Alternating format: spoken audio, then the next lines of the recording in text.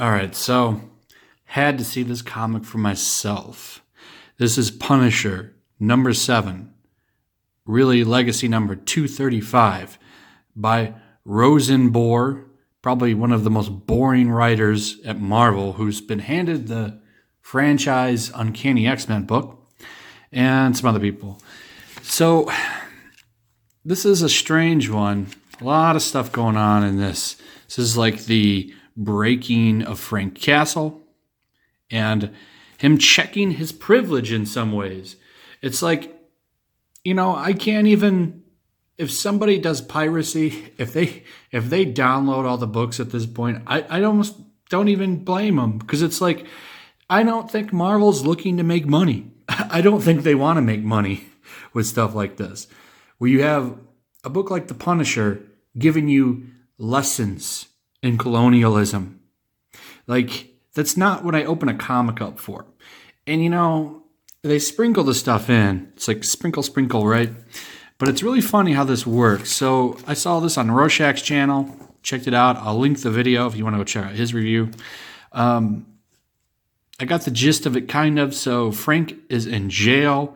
This is coming off of that long arc where he was War Machine.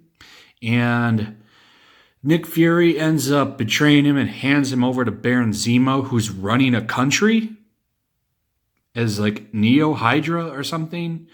I'm kind of confused on what's going on there, but I guess, Emperor Zemo runs a country, and Bullseye is running around as the real Punisher. Well, he's acting like he's Punisher, and he's like killing people and going crazy.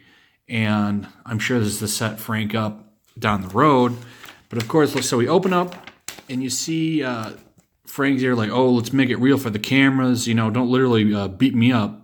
And they, beat the crap out of him. But then we cut to Frank in jail. So it's implied that he's been here for a long time. And they're trying to break him. So I'm going to echo some things that I saw on Rorschach's stream, right? Or his video. But they're trying to break him down. And, you even have this, like, I don't know what's the deal with this nun lady. It seems like she's trying to, take control of him. She even, like, demeans the size of his man part, calls it very average, and, just demeans him kind of. Tell him, like, you shouldn't be a violent man. And, he's not having it. He's like, violence is the way to go. And then she's like, well, you knew me before. This is where you met me. So let me go over this. Dialogue, right? And this is what starts to change him away from mindless violence. You ready? You don't remember me, do you? Years ago in Venezuela, I was doing missionary work in a small village in the shadow of a great Tepai Mountains. It was a beautiful land. Silly me. Why am I telling you? You've been there. But I'm getting ahead of myself. It wasn't you at first. Sometimes the Lord moves in mysterious ways, Francis. Your village is suffering. You suffer because you do not work in service of a higher power. I'm here to fix that. So this guy's like, I don't know what the deal is here, but sometimes damnation comes to us in the guise of salvation. For those of us who work in the service of the Lord, that is the question we are most asked. But why must I suffer? Why am I being tested so? We suffer so that we may not know what it truly is to be saved, Francis. Somehow, I forgot that salvation is never delivered to the suffering of others. The path leads elsewhere. And here it comes. You ready for your lecture? We thought you were sent to save us from them. We looked to you for help. Nobody understood that you were there, that what you were, that they could not have known anything like you existed, Francis, but I should have. The empty vessel of revenge offers nothing to those in need. Blind vengeance does not heal the sick nor feed the hungry. Their homes were burned, their crops destroyed. Water poisoned, their men hurt or killed, as it always is when white men come to a new land. You spoke of salvation, but your breath reeked of death. And after you had done what you came to do, you left, but you had shown them something most people never knew. It was in their dreams that night burned into their eyes like staring into the sun. It was under their skin, in their blood, in the marrow of their bones. It made them sick. And then the devil came. Got another white man coming. So, those terrible white dudes. And you would say, oh, well, that's just a small thing, right? It's just there. But it's, and I pointed this out when the Hulk checked his privilege. And it's like, what's it even there for? You could have just literally taken that. You don't even would have needed that. It's war. What does that have to do with white dudes? Okay. Number one, Frank's battalion. I'm guessing, this is him at war, right? It wouldn't have just been him. It would have been a whole platoon, right? It would have been if this is Vietnam, I'm guessing, maybe. I don't know. I don't know. They were segregated. They weren't segregated. Everybody was on the same team there. So it's just, let's just throw that in there. Because that's what it all boils down to, right? Matthew Rosenberg, right? Marvel Comics.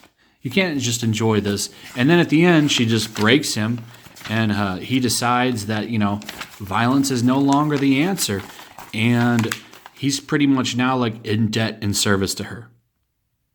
It's like that's what changed him from the Punisher. Learning the story of, how the white man destroyed Venezuela. And he literally takes a beating for that nun. Just gets the crap kicked out of him. So this is what it is at Marvel now. You can't even read the Punisher with escapism now. You have to be reminded that, you colonized places, right? Spoils of war, all that good stuff. It doesn't matter. We should just give everything back. Flog ourselves every day. That's the only way that you can be accepted by the left. It's crazy, man. I don't want to live in your world. Just leave normal people alone. Why can't you just let us have our characters? It's just ridiculous. So, of course, this is getting a clean cut. Matthew Rosenberg. He's on the perfect book, huh? X-Men. Going to be plenty of muty bigots on that old X-Men book under Rosenberg. This is so stupid, man. Why are you doing this?